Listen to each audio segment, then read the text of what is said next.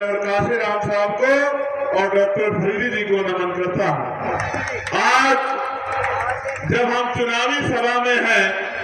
और उत्तर प्रदेश में उपचुनाव चल रहा है, फूलपुर की विधानसभा जो रिक्त हुई है, जिस पर भाई शाहिद अख्तर साहब आजाद समाज पार्टी के प्रत्याशी हैं, मैं अभी उनको सुन रहा था, उनसे पहले एक और वक्ता को सुन रहा था। मैं जब उनको सुन रहा था तो मुझे महसूस हो रहा था कि वो बहुत बड़ा दिल में दर्द लेके इस चुनाव को लड़ रहे हैं, लेकिन मैं ये समझता हूँ कि ये दर्द सिर्फ चुनाव से हल नहीं हो सकता। इस दर्द को अगर हल करना है तो हमें अपने लोगों को निरंतर जागरूक करना पड़ेगा। हमें उनके अंदर जो बांटने वाले बीज ये भारतीय जनता पार्टी और आरएसएस के लोग, संघ के लोग डाल रहे हैं, हमें उन बीजों को जड़ से नष्ट करना पड़ेगा और बहुजन समाज में भाईचारा पैदा करना पड़ेगा। माननीय काशीराम साहब का जो सपना था कि इस देश में हकवंचित समाज के लोग, हकवंचित समाज के पहरेदार आगे बढ़े और भाईचारा बना के इस देश में अपनी ताकत बनाए और उस ताकत के बलबूते जून जाति को जड़ से खत्म करें और हर व्यक्ति को इज्जत सम्मान की जिंदगी दिलाने का काम करें। आज वो जिम्मेदारी जब वो हमारे बीच में नहीं है तो ये हम सब लोगों के कंधों पे है कि हम उनके अधूरे काम को पूरा करें। सामान्य साथियों, और उनमें भी बड़ी संख्या में उपस्थित हुई मेरी माताओं बहनों, इस मंच पर उपस्थित आजाद समाज पार्टी भीम आर्मी के सभी सम्मानित नेतागणों और नेत्रियों, मैं आप सबका पुनः धन्यवाद करता हूं, क्योंकि चुनावी समय है, लोग चुनाव पे बात करेंगे, लेकिन मेरे लिए चुनाव आपको जागरूक करने का, जगाने का समय है। इसी बीच में मैं यहाँ हूँ। मैं आपका ध्यान आकर्षित करूंगा कि जब ये देश आजाद नहीं था, जब ये देश आजाद नहीं था, इसमें तमाम तरह की कुप्रथाएं थी, विधवा विवाह नहीं होता था, सती प्रथा थी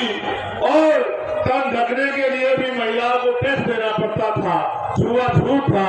गैर बराबरी थी, जाति धर्म के आधार पे जिनको जाति के आधार पे तोड़ा गया था, गिराया गया था, उन पे जुल्म होता था, धर्म के आधार पर जुल्म होता था। लंबे समय तक भारत का एक बहुत बड़ा भाग अधिकारों विहीन रहा, अपनी समस्याओं को किसी के आगे कह नहीं सकता था, तमाम तरह से बिना अधिकारों के अभाव में अपना जीवन जी रहा था। आप याद करिए 14 अगस्त 1947 को हम लोग अंग्रेजों के अधीन थे, 15 अगस्त 1947 को हम लोग आजाद हुए, लेकिन हमारे महापुरुष लगातार इस बात पे चिंता जाहिर करते रहे कि सिर्फ आजादी देश का हल नहीं है, जब तक हर व्यक्ति को धन धरती राजपाट में बराबर की हिस्सेदारी नहीं मिलेगी, जब तक हर आदमी को आर्थिक आधार पे, सामाजिक आधार पे गैर बराबरी का जो सामना करना पड़ रहा है, वो गैर बराबरी खत्म नहीं होगी, तब तक देश की आजादी को आजादी नहीं माना जाएगा। बाबा साहब अम्बेडकर ने तो यहाँ तक कहा, उन्होंने संविधान को सौंपा कि आज हम विरोधाभास की जिंदगी में कदम रख रहे हैं। राजनीति में वन वोट वन वैल्यू,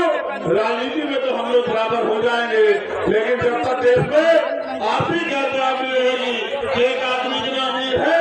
कि उसमें कितनी संपत्ति है उसको जानकारी भी नहीं है, और दूसरी तरफ लोग इतने गरीब है उनको खाने के लिए रोटी भी नहीं है। एक आदमी है जिसको हजारों बीघे जमीन है, और एक आदमी वो है जिसको रहने के लिए घर भी नहीं है। एक आदमी वो है जिसमें